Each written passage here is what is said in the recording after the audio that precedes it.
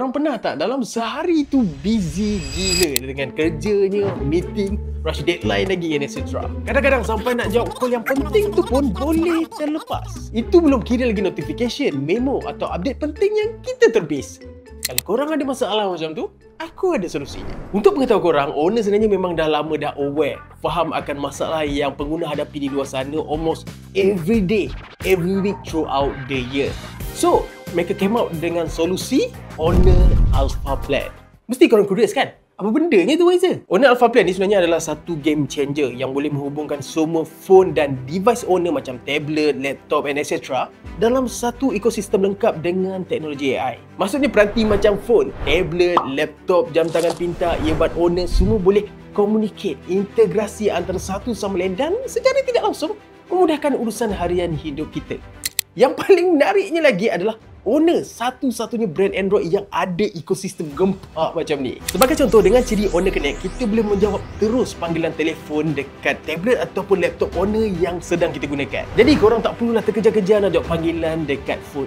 Nak pula kalau itu panggilan penting dari klien. Selain daripada tu, aku sendiri memang amazed gila dengan features connected notification yang membolehkan aku untuk menerima, membaca dan juga membalas sebarang notification yang aku terima dekat tablet Honor ni. Ia sangat convenient tau. Sebab bila kita tengah fokus buat kerja, kita mudah terlepas pandang dan malas nak check notification dekat phone. Sebab apa? Sebab kita tak nak benda tu ganggu momentum kerja yang sedang kita ada waktu tu. Betul tak? Tapi features yang paling aku suka sekali adalah multi-screen collaboration. Korang bukan saja boleh cast screen phone korang tu dekat laptop ataupun tablet Honor ni, malah korang boleh interact sekali. Atau dalam masa mudah, korang boleh kawal phone tu secara direct dekat screen ni.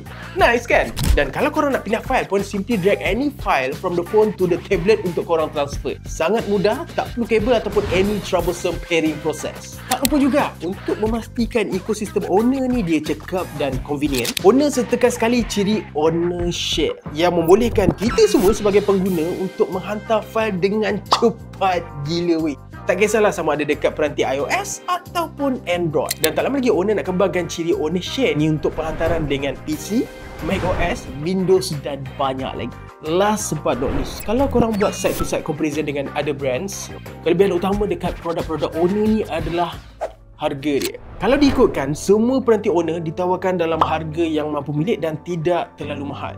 It is available in every price range. Jadi, korang tak perlu nak berbelanja besar untuk tingkatkan productivity and make your life more convenient. Kalau diikutkan, hanya Apple sahaja yang ada ekosistem macam ni. Namun kini, pengguna Android juga boleh rasa pengalaman yang sama tapi lebih affordable, lebih terbuka dan lebih pintar dengan Honor ekosistem ni. Yang menariknya, korang sendiri boleh mencuba, merasai sendiri pengalaman yang amazing ni dekat mana-mana Honor Experience Store, atau lebih mudah, beli terus je kalau korang berminat.